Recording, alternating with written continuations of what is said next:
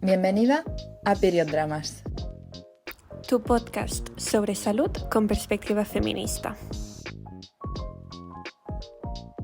Hola a todas, bienvenidas de nuevo al podcast. Hoy os traemos un episodio para hablar de un tema que ha sido muy actualidad, que es muy de actualidad, que es el cambio de nombre del SOP, que ahora se llama SOMP. Tras años de intentos por parte de asociaciones de pacientes y de profesionales especializados en esta patología, finalmente ha sucedido este cambio de nombre. El síndrome del ovario poliquístico pasa a llamarse síndrome ovárico metabólico poliendocrino. O sea que pasamos de SOP a SOMP. Es un poco más complicado de pronunciar, ¿eh? Ya, sí, lo sé. El nuevo nombre se escogió en colaboración de pacientes y expertos en SOMP, con un esfuerzo de reflejar lo que realmente es esta patología y de avanzar hacia un estudio de esta patología que sea mucho más holístico y que tenga en cuenta todos estos trastornos endocrinos que van sujetos a ella. Exacto. Entonces, bueno, ya sabemos que aquí la experta de SOMP es Constanza. Bueno, no diría experta, pero sí experta en sufrirlo. Sí, pero además sabes bastante. Porque por obligación, como sí. siempre digo, yo creo que las pacientes al final terminamos siendo expertas cuando no nos queda otra. Este episodio quería dedicarlo no solo para decir la noticia de mira, se ha cambiado el nombre, sino para hablar de por qué realmente se ha cambiado el nombre y de cuál es la importancia de este cambio de nombre, porque muchas veces parece que sea todo como muy, vale, sí, muy bonito el cambio de nombre, pero a mí esto ¿qué me aporta, no? Y entonces yo evidentemente voy a dar pues mi opinión como paciente y como profesional, pero creo que muchas otras personas van a poder resonar conmigo con este cambio de nombre. Históricamente el SOMP se ha asociado siempre a trastornos ováricos y de fertilidad, que estos son pues efectivamente una parte súper importante de lo que es el síndrome, pero no son ni por asomo la totalidad de los síntomas y de las realidades que vivimos las personas que tenemos esta enfermedad.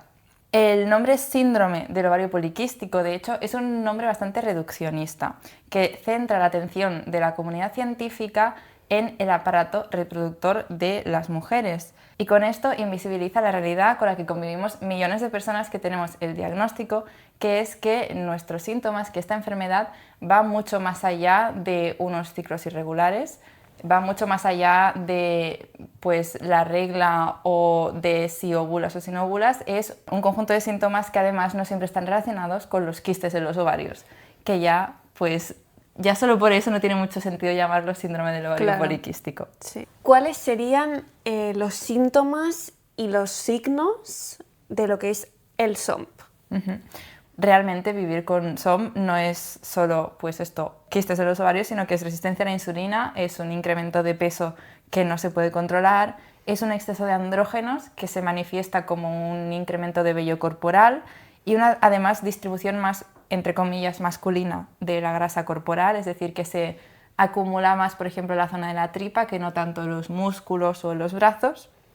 Además, incrementa el riesgo de sufrir enfermedades cardiovasculares, ya que en el SOMP encontramos dislipidemia, que significa que tenemos el colesterol y los triglicéridos altos con más frecuencia, hipertensión, es decir, la tensión elevada, mayor riesgo de sufrir diabetes de tipo 2 y además apnea del sueño, que la apnea del sueño... Esto no lo sabía. Sí, pues la apnea del sueño también está muy vinculada a riesgo cardiovascular. Apnea del sueño es no respirar bien durante el sueño. Hay personas que, por ejemplo, les recetan, entre comillas, una máquina que les ayuda a dormir mejor. Sí. Lo digo porque a lo mejor hay alguien que conoce la máquina, pero no sabe bien qué es la apnea del sueño. También un incremento de la frecuencia de acné, que está muy vinculado al tema de las hormonas masculinas. Caída del cabello. Una relación de hormonas LH versus FSH descompensada y la hormona antimuleriana elevada, No vamos a entrar en detalle sobre qué significa esto, tenemos un episodio específico dedicado a ello. El de Entiende tu fertilidad. Y el de ovario poliquístico también, que es al principio de todo. Sí. Dolor y sangrado abundantes, inflamación, infertilidad o dificultad para quedar embarazada, depresión y ansiedad y además una mayor frecuencia de trastornos de la conducta alimentaria entre las personas que tenemos SOMP. Como habrás visto, en toda esta lista que te he dicho, no he mencionado en ningún momento los quistes ováricos. No, porque por lo que entiendo como tal, no tiene una sintomatología. Y porque los quistes ováricos no significan nada en el síndrome. Es decir, podemos tener síndrome SOMP sin tener ovarios poliquísticos y podemos tener quistes en los ovarios sin tener SOMP. Claro. Relacionar los ovarios poliquísticos con este síndrome se hizo porque en su inicio, hace muchísimo tiempo, cuando se descubrió esta patología, se descubrió observando los ovarios de mujeres que tenían varios de estos síntomas que he comentado y se vio que tenían con más frecuencia quistes ováricos.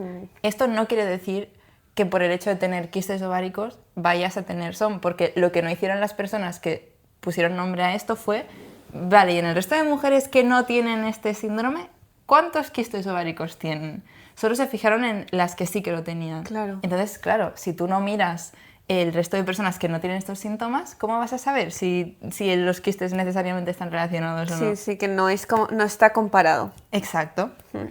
No, y que además, tipo, una mujer que tenga un quiste en el ovario, que yo que sé que necesite una cirugía para sacarte este quiste, si es simplemente un tema de que pues, se ha dado este quiste y se quita y ella puede seguir con su vida normal, no va a tener toda esta sintomatología. Claro, porque los quistes realmente no son quistes, son folículos que no han llegado, digamos, a eclosionar, en el sentido que es un óvulo que no ha llegado a madurar, porque lo que nos encontramos en el SOMP es que no tenemos ovulaciones, o al menos no las tenemos como las deberíamos tener. Entonces hay muchos folículos que no llegan a madurar del todo y se quedan con una forma que si tú lo miras a través de una ecografía parece un quiste, pero no lo es. Claro. Simplemente es un folículo que está más grande, porque no ha llegado digamos, a soltar el óvulo de dentro. Pues sí, es que definitivamente no tenía ningún sentido este nombre. Este nombre no tenía ningún sentido, pero llevamos a lo mejor que 100 años con él, ¿sabes? Wow, pero bueno. Sí. Bueno, no creo que tanto como 100 años, pero varias décadas sin ningún tipo de duda. Constanza de la Edición hace un pequeño paréntesis para decir que el síndrome se describió por primera vez en 1935, con lo cual llevábamos la friolera de 91 años con el nombre anterior. Cuando los profesionales que deben diagnosticarnos y tratarnos se centran en la parte ovárica de nuestro síndrome, el resultado es que el 70% de las pacientes que tienen el síndrome no están diagnosticadas y que además el tratamiento y el acompañamiento que recibimos deja muchísimo que desear, y lo digo por experiencia propia. Sí. Frecuentemente se limita a tratar la infertilidad y no reconoce que la importancia de nuestra salud va mucho más allá de nuestra capacidad de tener o no hijos. Sí. Yo recuerdo, de hecho, en la carrera vimos un tema sobre síndrome del ovario poliquístico que se limitaba a tratamientos para permitir o para facilitar que nos quedásemos embarazadas, y el resto de síntomas no los mencionaban. Y yo recuerdo que cuando estuvimos estudiando eso en la carrera me quedé tiesa porque dije, ¿y todo el resto de mis síntomas van a hablar de ellos o los van a ignorar? Y no hablaron de ellos. Sí, es que al final es lo que siempre hablamos de que sea una idea tan reduccionista, no solo del SOMP, que lo es, pero en general de todas las patologías femeninas que se reduzcan a si disminuyen o no la fertilidad. 100%. Porque al final, es lo que hablamos también en el episodio de la fertilidad, esto es una época de tu vida, pero hay muchas más en las que no vas a ser fértil. Y sigues teniendo un sistema reproductivo femenino y un vaivén hormonal que te va a afectar más o menos. Entonces, sí, dejemos de poner la fertilidad en el foco. Y que yo entiendo que hay muchas personas para quienes la fertilidad en afectaciones como el síndrome, Sí. es un tema que de verdad que les preocupa y es súper válido, Claro. pero es que no es lo único que debería tratarse. Hay muchísimo más allá de nuestra salud y que se tiene que tratar también. Dar al síndrome un nombre que refleje su complejidad es una forma de concienciar y también de cambiar la perspectiva de profesionales médicos y de investigadores e investigadoras hacia un abordaje holístico acorde con nuestra sintomatología real, independientemente de si tenemos o no quistes en los ovarios. Totalmente. Un diagnóstico de SOMP hace que, pues inevitablemente, cuando tú recibes este diagnóstico, no recibas toda la información al respecto. Porque como mucho se nos dice que eso, que tenemos dificultad para quedarnos embarazadas y poco más. Y no se nos informa sobre el resto de síntomas. En cambio, si tú recibes un diagnóstico que a ti te dicen tú tienes síndrome ovárico metabólico poliendocrino, tú ya como paciente vas a tener las dudas de decir ¿y por qué metabólico? ¿Y por qué poliendocrino? Ya solo el hecho de que te diagnostiquen con un nombre distinto va a hacer que tú le pongas esta pregunta a la persona que te está diagnosticando y vas a forzar a la persona que te está diagnosticando a que haga el esfuerzo de estar informada para darte esta información a ti luego. O sea que ya solo con eso estás cambiando algo. Sí, sí, sí. Es que además, es que el nombre ya suena como mucho más... Como que te toman más en serio. Sí, sí, y lo que dices de que ya no lo reduce a un tema reproductivo. El SOM, de hecho, no es un trastorno que se debería tratar exclusivamente desde ginecología, que a día de hoy es así, nos tratan ginecólogos, que no quiere decir que no nos tengan que tratar ginecólogos, quiere decir que no nos tienen que tratar solo ginecólogos. Claro. ¿Dónde están, pues, psicólogos y psiquiatras para todo lo que he comentado de que tenemos más ansiedad, más depresión, más trastornos de la conducta alimentaria, los endocrinos para tratar, pues, este riesgo cardiovascular incrementado? ¿Dónde están todas estas personas? Nutricionistas también, sí, que dermatólogos. No es un trabajo de una sola persona. Exacto. Es un equipo entero. Y yo pues me estuve leyendo, digamos, el artículo en el que decían que se estaba haciendo este cambio de nombre y proponían este nombre nuevo. Y una cosa que me llamó la atención que estuve leyendo y que pondremos aquí una fotito en pantalla, es que para decidir este nuevo nombre se consultó tanto a profesionales como a pacientes, que a mí ya esto de por sí me parece estupendo que nos consulten para decidir el término de nuestra propia enfermedad. Está bien, sí. La forma en la que los consultaron fue, les dijeron, vale, tenemos aquí una serie de palabras que podrían incluirse en el nombre, marcad si sí o si no os parece que estaría bien incluir esta palabra. Y a mí algo que me llamó mucho la atención fue ver cómo, pues, por ejemplo, la palabra endocrino, el 89% de las pacientes consultadas estaban de acuerdo en incluirlo. En cambio, en profesionales de la salud era solo el 74%. Hay una diferencia bastante grande. Sí. También se consultó sobre incluir el término reproductivo o reproductor. El 52% de las pacientes estuvieron de acuerdo frente al 63% de los profesionales sanitarios. Y luego el término ovario.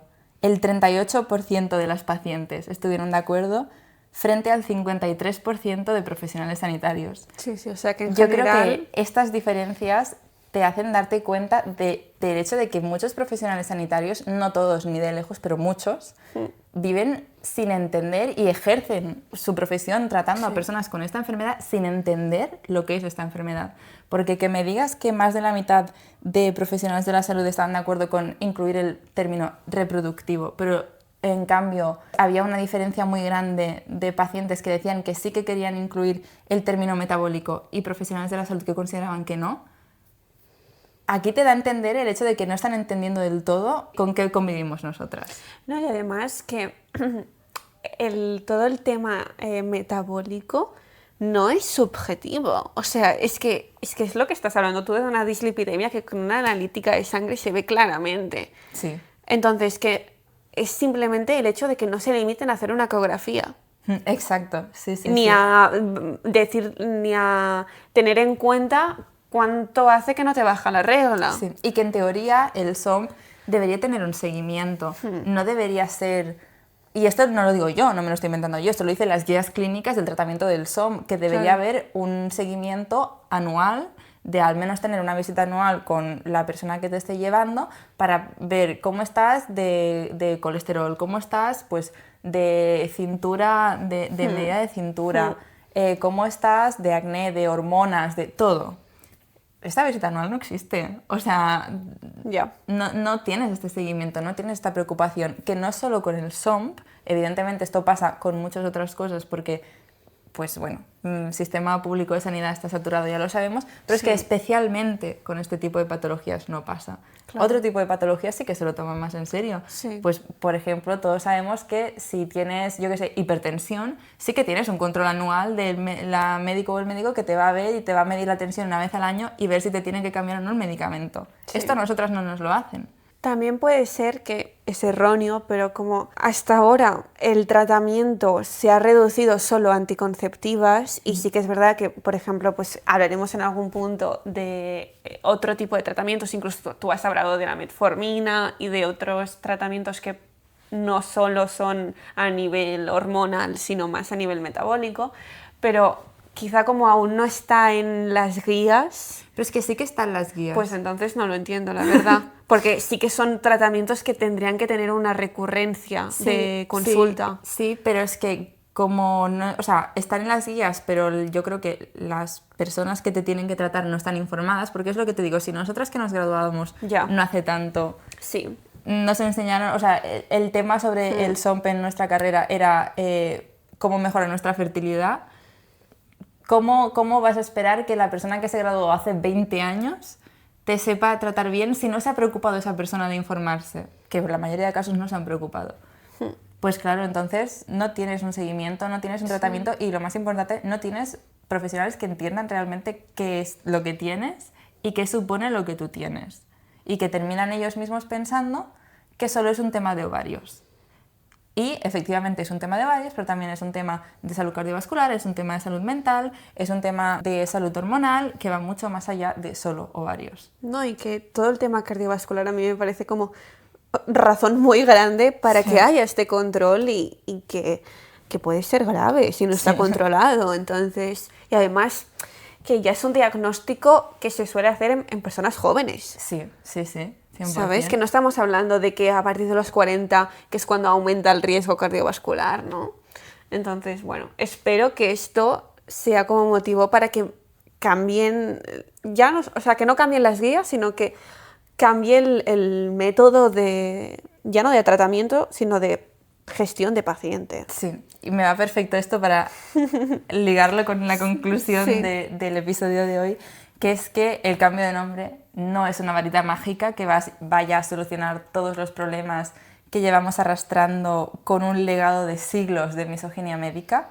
Sin embargo, sí que es un paso adelante y, en mi opinión, también es una muestra de respeto hacia las pacientes. El adoptar este cambio de nombre, que no solo sea una cosa que cambie oficialmente, sino que pues en las universidades también enseñan que ahora ya se llama de esta forma. En consulta también te den este diagnóstico y te lo llamen de esta forma. Yo pienso que no podemos solucionar todos aquellos problemas que no podemos ver y este cambio de nombre es una forma de dar visibilidad a este problema, a lo que realmente supone vivir con este trastorno hormonal, tengamos o no quistes en los ovarios.